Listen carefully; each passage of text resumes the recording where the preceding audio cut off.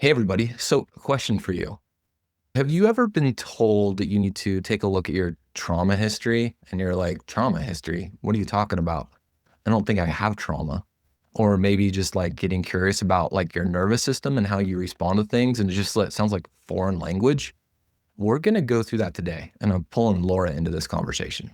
So let's jump into it. Welcome to Beyond the Facade podcast. I'm your host, Luke Gordon, and I'm thrilled to have you join me in this space today. What we're going to be doing is diving deep into the trials and triumphs and truths of seeking authenticity. Becoming your true self isn't about a single action or moment. It's a relentless pursuit, a commitment to self that reveals the rich connection and meaning that our life has to offer. So whether this is your first time tuning in or you're a regular listener, know this: what you're building here goes beyond a conversation. You're here to challenge, to change, and to celebrate the incredible journey of becoming your authentic self. Because when you dare to show up fully, the rewards are immeasurable. So welcome to Beyond the Facade. Let's get started. All right. Welcome back, Laura. Third time back to this podcast. Appreciate you coming back. I don't know how long we'll be able to keep you around for, but this is fun. We always get really good feedback when you show up here. So thank you for coming. Well, thanks for having me. Okay, so let's jump right into this. All right, so Laura runs one of our phase 2 groups with men, and we were talking about attachment. We were talking about wounding. We were talking about some of those things. And Laura, I wonder if you could just set us up for this concept, is telling us what you do in these groups, talking about attachment with these men, would you? Yeah, we actually will we just camp out in this attachment lens for just a little bit because it's such an important factor in sex addiction and sex addiction recovery, is that attachment and attachment wounding that we experience as children. Mm-hmm. So usually I'll start with what is attachment, and then we talk a little bit about attachment styles, and then we'll talk about how that attachment wounding can lead to a sexual addiction. And then we talk about how that shows up in relationships, and then what do we do about it?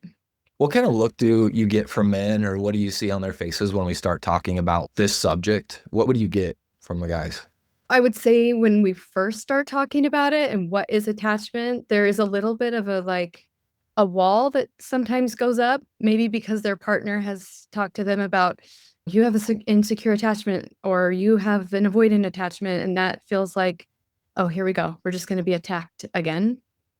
But as we talk about it more and we get into what that looks like in the life of compulsive sexual behavior, now there's like light bulbs going off, and all of a sudden it's oh, I'm not broken. I'm a product of my environment.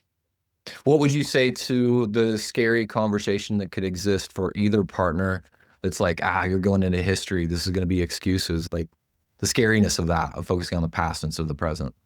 You mean from the partner's perspective? Yeah, because I always value that. Yeah, for sure. And we actually go through this in my Choose Healing groups as well. And when on the partner side, when they hear about this and how this impacts their partner who has betrayed them, it actually is really validating for them because this was part of their life that was there before I ever showed up. So a big part of a partner's healing in the beginning is, what did I do wrong and how can I change, and what does he need more from me, or why wasn't I enough, is the narrative that the partner's dealing with. And that kind of goes away when you recognize, oh, this is an attachment. This goes down to the very core of their attachment style. I haven't got this, and this is kind of a little bit of a side jog, even though we haven't gotten deep into it today. I have gotten in sessions with clients sometimes where their partner says, hey, what did you work on this week? Or what were you focused on? I'd like to hear about it. And that's great that they want to be aware of what their partner's doing in their recovery. And they're like, wait, you're talking about like your family of origin stuff? Like, why are you focused on the right stuff? Can you speak to that at all? Like a partner that's concerned? Because by the way, I don't know if you know this or not, Laura, 45% of our listeners are actually the betrayed partner. It's pretty high. So the question is, if you, and I'll say the guy, because that's typically who I'm working with in these group settings. That is who I'm working with in these group settings. They'll do some attachment work. They'll get into it and their partner's like, oh, you're spending a lot of time on something that isn't really going to make a difference. Like, You shouldn't you be focused on the tools that will stop you from acting out rather than spending time in history? Could you speak to that at all? Yeah. So the way that I think about that is like if I had a cut on my arm and I don't like that it's getting all over my clothes, so I stick a Band-Aid on it. If I'm not actually doing the work to dig out the infection and to get rid of the thing that's causing the infection, then it's not gonna go away. It's gonna eventually bleed through my bandage, right? So it's important for me as a clinician to be working with the things that led up to the acting out behavior, because the acting out behavior is a symptom. It's not the problem.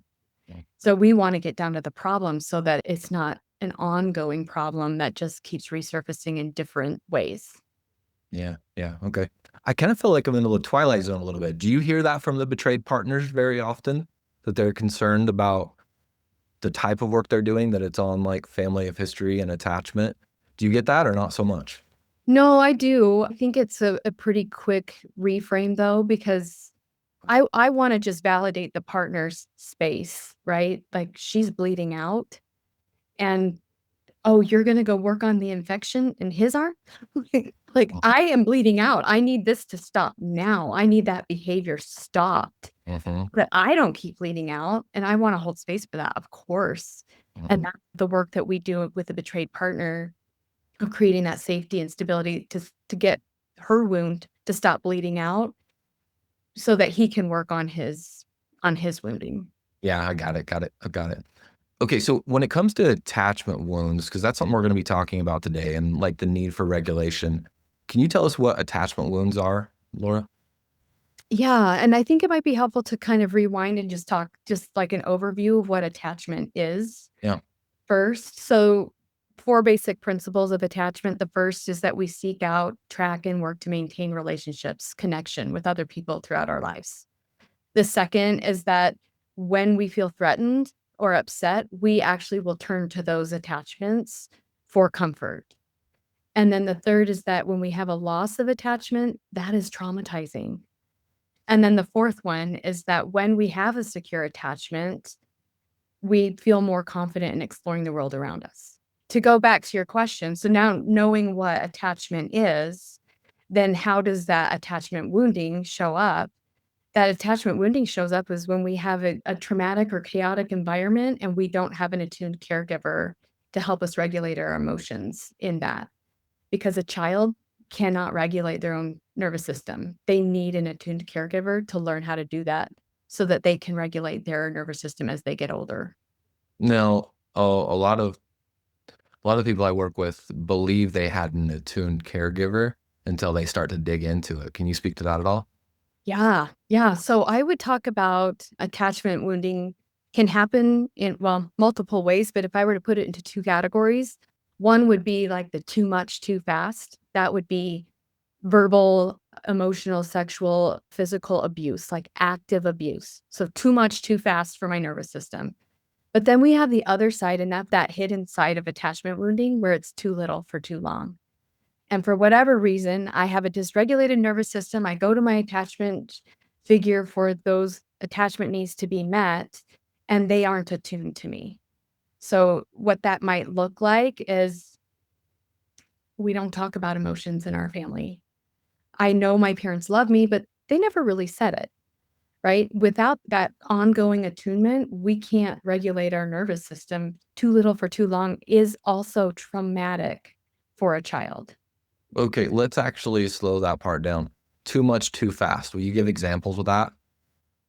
Yeah, so verbal abuse, sexual abuse, physical abuse, psychological So abuse. you're talking about like big T trauma? Yeah, yeah, I would say that would be big T trauma, That's name too much calling, too fast. yelling, right? Like a very hot environment where emotions are maybe explosive within their environment.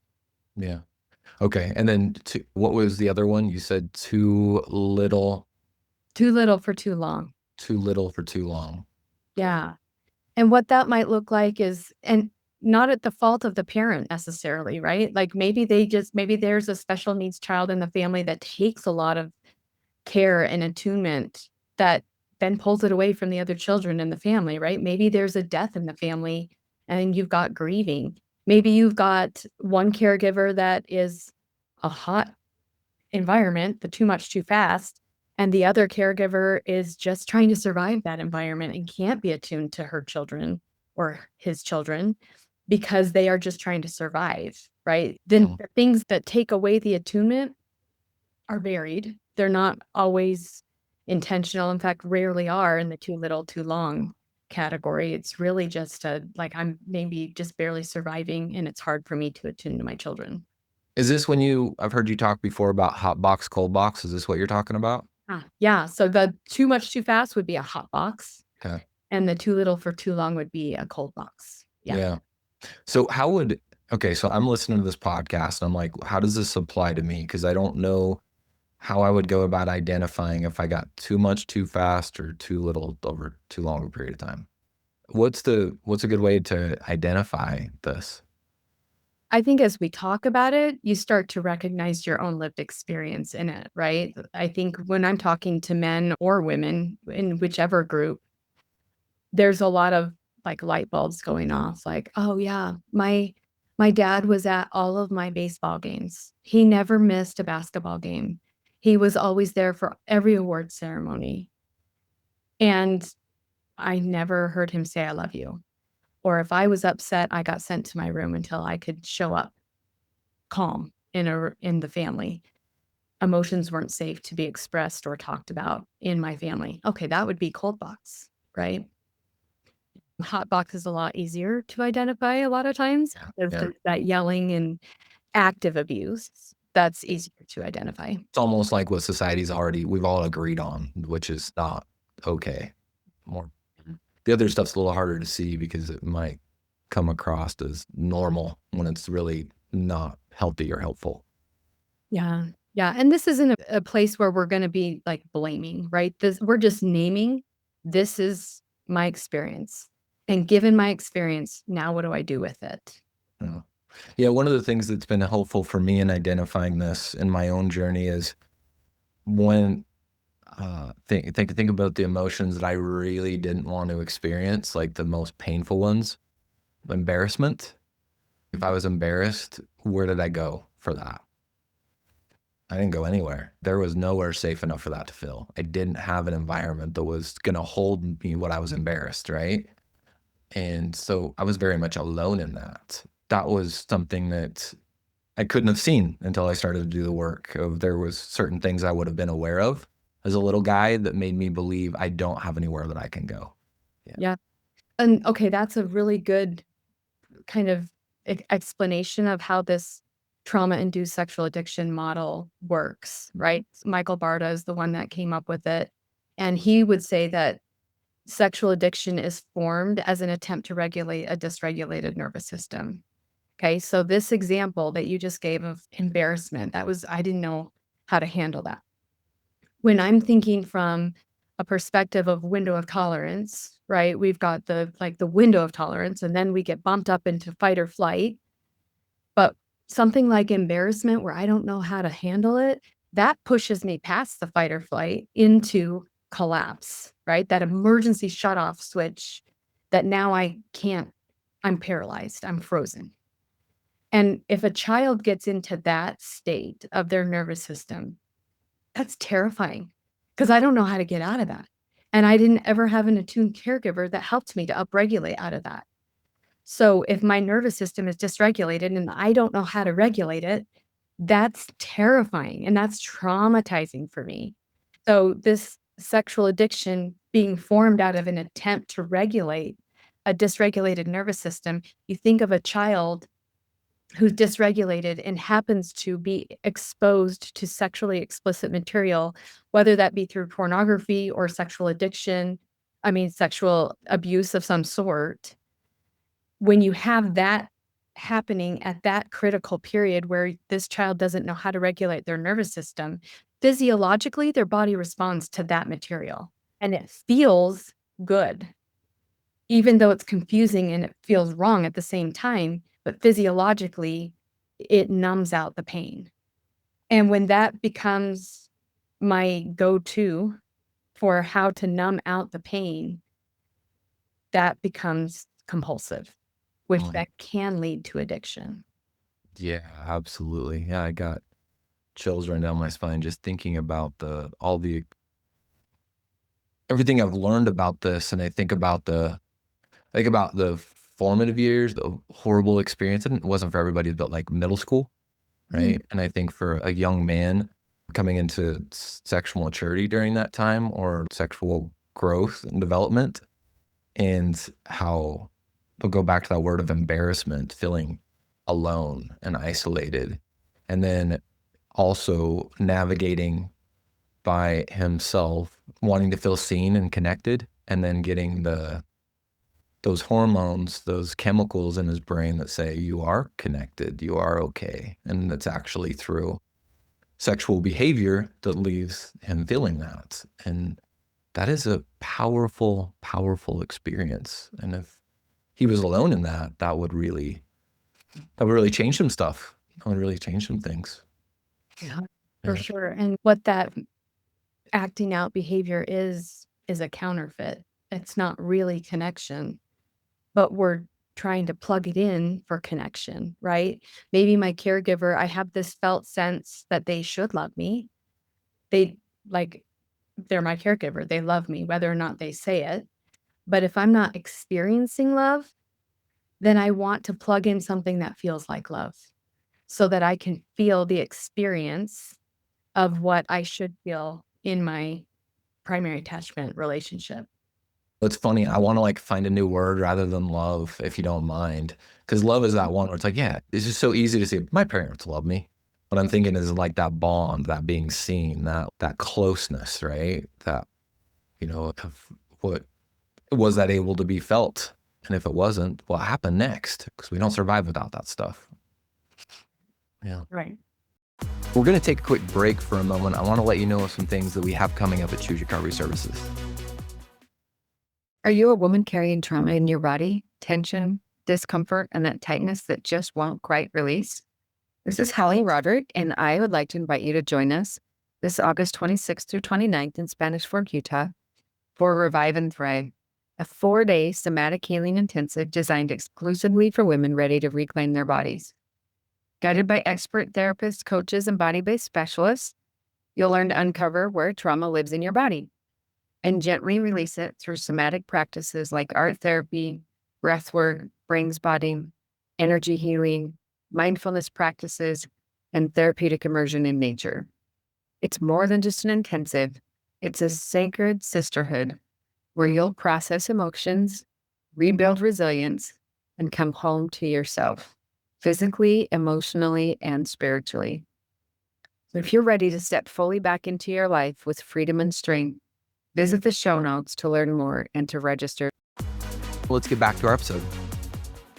Question I have for you. And I've learned the words adaptive child. So that's what we've been talking about today. As the child shows up, there's these needs that maybe they can't figure out how to get them met because they don't see that they have an attuned parent.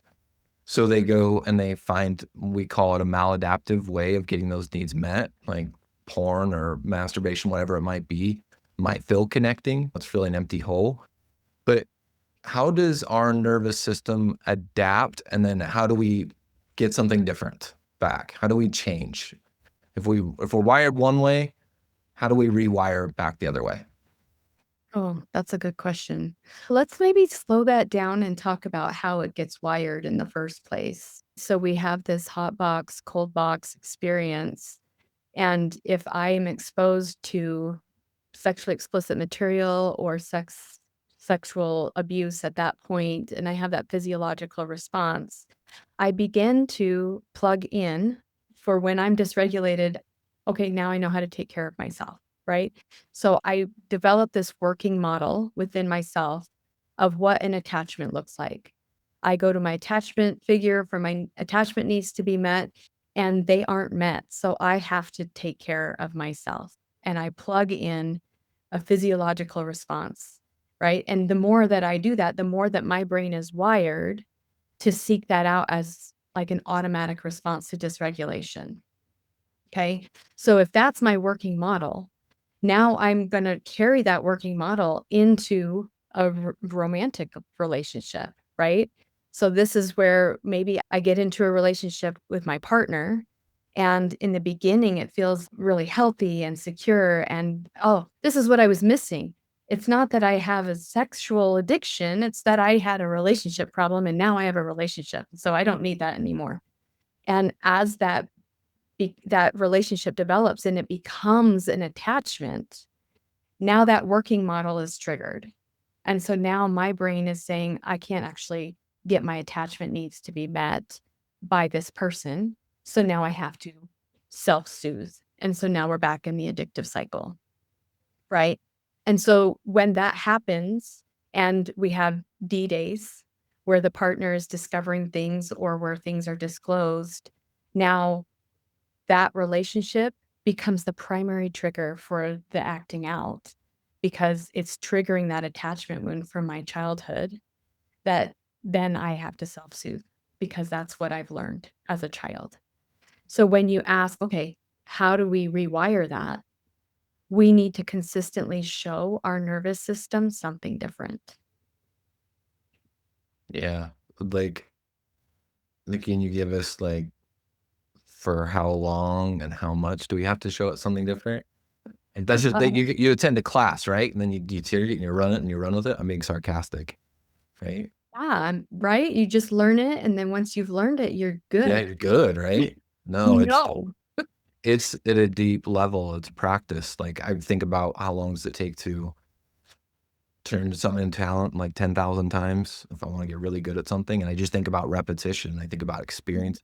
Think about even like exposure therapy, right? I have to put myself in that situation. Not put myself in that situation, but it's not easily rewired. Right, right. And when I say we have to consistently show our nervous system something different, that consistency part is an ongoing part, right? We're going up a down escalator. So there is no point at which we can say, I have arrived and I can stop the work because I'm recovered. This is a new way of living and showing my nervous system I can regulate my nervous system in healthy and adaptive ways.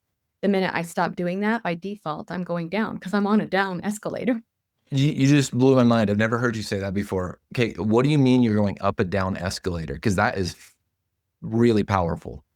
Yeah, What have are you you ever talking done about? that at a mall or at an airport or something where the escalator's going down and I've you're done it halfway. I never could make it all the way, but I've done like halfway. Yeah. yeah, well, you can make it to the top if you keep going, but you have to keep going. There is no point at which we just say, "Oh, I'm recovered, I'm healed, I can stop doing all of the work." This is a new way of interacting with the world. Mhm. My ADHD got a hold of that, and I'm just so excited about that analogy. So you're saying recovery is like that? It's like going up a down escalator, like you got to keep moving because if you stop, it's going to be taken from you. Would just slow this analogy down. It matters. What are you referring to?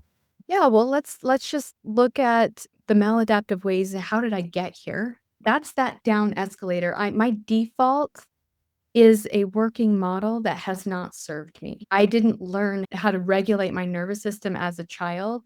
That is something that my default is to go to maladaptive behavior. Mm. And as I'm working recovery, it's not always going to look the same, right? It's not like I have to always be in a 12-step group and always be with a therapist and a coach and have an accountability person. That's not going to be maybe the rest of my life. Recovery is going to look different, but the mindset is going to have to be consistent. The mindset is I'm showing my nervous system something different than what I experienced as a child. I'm never going to just end recovery work. So does the escalator like stop? Does it No, start going the other direction? no, Just keeps no. I just keep consistently going forward. just keep consistently going forward. Yeah. I just like the analogy because and sometimes I hear just how long somebody's been in the journey. But if you think about it, that is a pretty big effort if you ever gone up and down an escalator. And that's the only way. You have to be consistent in order to get anywhere, right? Are you consistent? And that's what our bodies are asking for. That's what family of origin, a primary attachment was supposed to give us was consistency, what we knew we could count on. And that's what we're asking from a more mature part of us that we're developing is consistency, not perfection, consistency. And let's just also acknowledge, though, that it does feel like a lot of effort in the beginning because I haven't exercised those muscles of recovery. The more I exercise those muscles of recovery, the more those muscles get stronger and that effort feels less Mhm. because the muscle is stronger. Yeah. Yeah, very much an overwhelming experience. I've never used that muscle ever before. Yeah. What else on this, Laura, that comes to mind for you?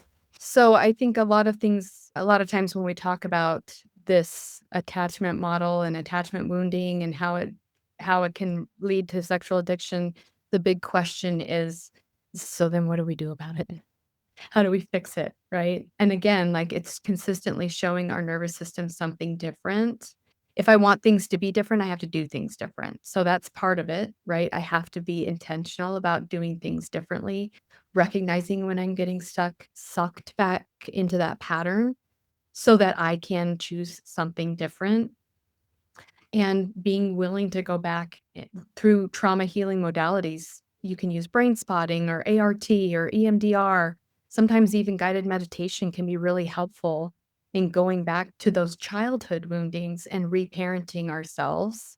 That I can show myself that I am worthy of love and connection, even if that wasn't shown to me as a child.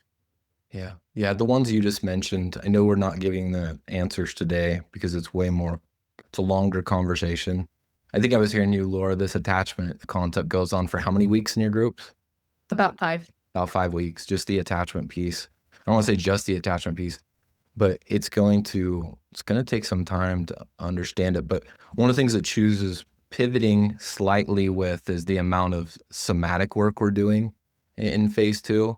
Like our last men's intensive when we did the Help Her Heal, so much somatic work. Like just think of the book, The Body Keeps the Score, right? Where is trauma stored? It's stored and it's there. I might not know it. I might not be able to see it, but I have to get to it. My opportunity is to get to it if I'm going to make any progress. And it's not going to happen here. Here isn't like rationally, logically, it's going to be felt somewhere else. Yeah. Yeah. You think about trauma is physical. You can't heal a physical wound by talking about it. Talking about it can bring it back up, but we have to be willing to physically and somatically move that through our bodies. Can you imagine going to physical therapy because you messed up your muscles? And they're like, hey, I just like to talk about this to get my muscles to get better. Yeah. Don't stretch me out. Don't stretch me. Don't push me. Let's just talk about it. Yeah, we can do that, right? I love that you brought that up, that there's a physical injury there. Mm-hmm. Yeah. Okay, Laura, thank you so much for joining us for this conversation. Attachment, it's a part of the recovery journey, learning about where our wounds come from, learning about ourselves, and it's layered. It's one layer at a time. You peel off one layer, you're like, I think I got to something. I think I got to the root here. And then you all of a sudden realize in a short period of time, you peel off another layer and you're like, whoa, there's more stuff underneath. So whether it's like layers or it's like when you're putting all your energy in and besides layers, think about going on a hike and you're trying to get some distance and you come up over the ridge and then you think you made the destination, there's another hill. And then what do? You go and you make it the next ridge and there's another hill behind it. There's layers, more hills to come, just creating awareness of what you've gone through. Any last thoughts, Laura, and then we'll wrap it out?